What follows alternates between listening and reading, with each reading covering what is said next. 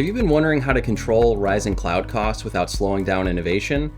Hi, I'm Tommy Hamilton, Cloud Sales Specialist from Red Hat, and I'm joined by Steve Merman, a Partner Solutions Architect from AWS. Today, we're excited to share two approaches for optimizing your cloud costs. First, by offloading undifferentiated heavy lifting from your teams to Red Hat and AWS SREs, Red Hat OpenShift Service on AWS, or ROSA for short, allows you to scale your Kubernetes platform while freeing up your teams to focus on applications.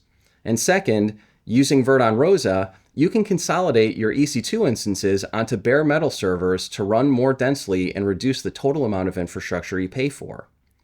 Steve, the first thing we want to explore is the cost and time and resources to manage a container platform. What does it take to manage Kubernetes? Well, that's a great question, Tommy. Let's go to the lightboard.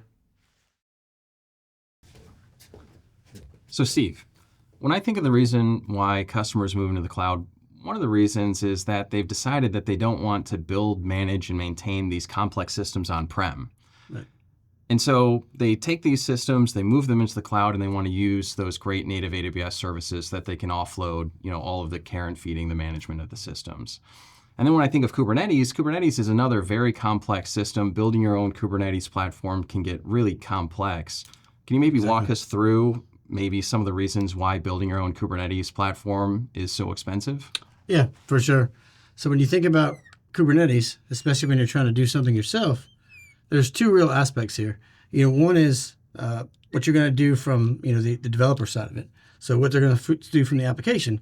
And from the application side, there's a couple things you're focused on. You're typically focused on security or your actual users. You're focused on your development pipeline. So we'll say development. The typical tasks that your developers use to actually create an application. These are your real value areas. But when you get to the platform layer, here you're focused on the typical stuff, which is, I've got my either, VMs that are running the machine pools, or I've got my containers. I've got my major security, so everything that actually gets the platform to physically operate. We'll put sect. I've got my storage. I've got my networking. And these are all things that, although they may be easy to set up, it's not something that's easy to maintain because you have to constantly update them. You have to keep them in sync. You have to, look for anytime that the environment itself or the networking itself is exposed. There's just so many areas that you have to focus on. And this is just on the platform side of it. That makes sense because with the application layer, customers can pretty easily figure out how to spin something up. But then when you think about what it takes to actually build and maintain one of these platforms, you sort of have to know about all of this stuff because any one of these things could break at any time. Yeah. And in order to really own it, you have to have an understanding of it. Not only that, you have to be literally an expert in each one of these. Right. And so, when I think about ROSA, I think about how much of this can be offloaded from the customer onto the AWS and the Red Hat SREs. Still, the customer is going to own this app layer. Yep.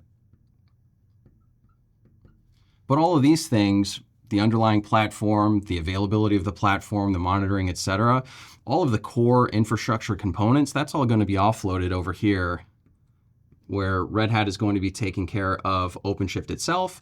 And then the underlying networking, the underlying storage, the actual internals of the cloud, that's going to be offloaded to AWS, right? Yeah, exactly. And so in this way, we really have the ability to make it so that the customer is able to offload a lot of the, 80% of this list and really focus on this top 20%, which is what's going to drive their business forward.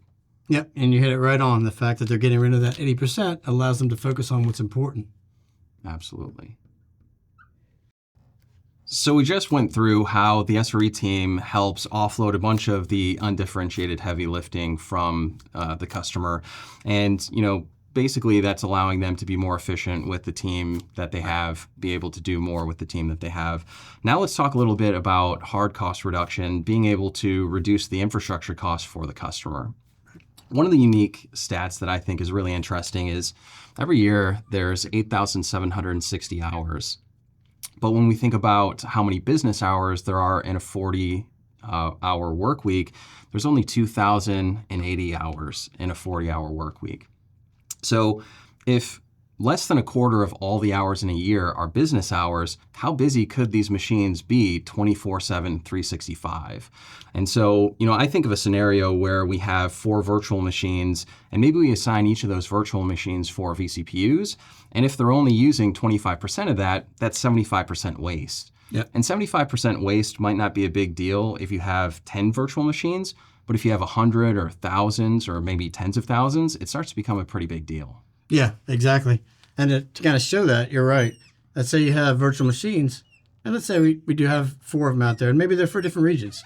So maybe they do have to run 24/7, but in each one of these, they all have 4 vCPUs, but they're only running at 25%. So you're right, you're getting a 75% loss in productivity here, but you still have to have all 4 machines there because they're running in different regions, for example. But what about right sizing? Can't right sizing fix this problem? Well, the problem with right sizing is that if I were to scale this down, let's say I take this one example. If I take that virtual machine and I say, you know what, I'm just going to cut it down and I'm going to say, I'm just going to do 2 vCPU. The problem is that once I've done that, I no longer can really scale up. If I start to hit or get a spike, then I have an issue because now I've made it so small that it doesn't have the ability to necessarily handle all that load. Right, and I think because of that reason, you usually don't see many production servers that are much smaller than 4 vCPUs because, as you say, how small can you really make this thing? And then when it actually does get busy, now you're going to have, spiked utilization that could cause an outage. Yeah. But what about auto-scaling? Couldn't we fix this problem with auto-scaling? Well, and auto-scaling is a good idea as well. But let's say you're auto-scaling an environment. So let's say we go with this first one. Typically, you're going to start with 2 machines because you want to have at least some level of redundancy, which means that as I auto-scale and need to get bigger, as the workload comes in, I may expand to actual 4 physical machines, or 4 virtual machines in this case, each one with 4 vCPU. So now I'm up to 16 vCPU. Now I can scale that down. The problem is I have to contain this minimum here. So even when I scale all the way down and I have just 2 instances, I'm still running at just 25%. It's not shared across the other instances. It's just this instance, and I have a minimum that I have to run in each one of these areas. Gotcha. So auto-scaling is good when you have a minimum amount of instances running, and then you need more because the load is going up. Right. But it doesn't solve the problem where maybe you need 4 running 24/7, 365. Right. There's no way for these to share in the resources they have. That makes sense. So how do customers solve for this problem on-prem? So on-premises, what they traditionally do is they go with the idea of over-provisioning.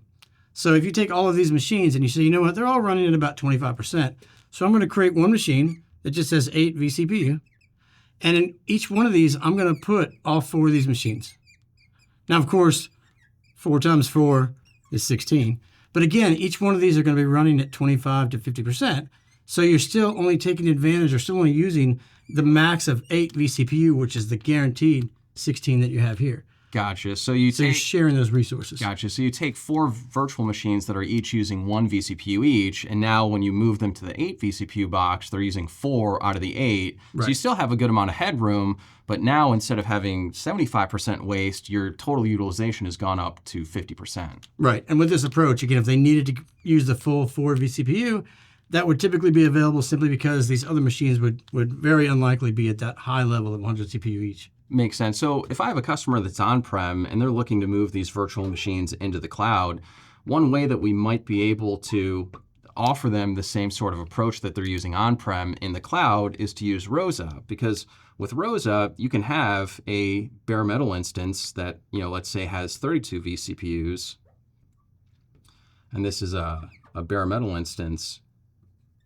And I could similarly take, maybe, 128, vCPUs of VMs, and then from on-prem, I could move them into the cloud on ROSA. And using this hardware overcommit method, I could essentially be able to increase my overall utilization of this hardware. Yeah, exactly.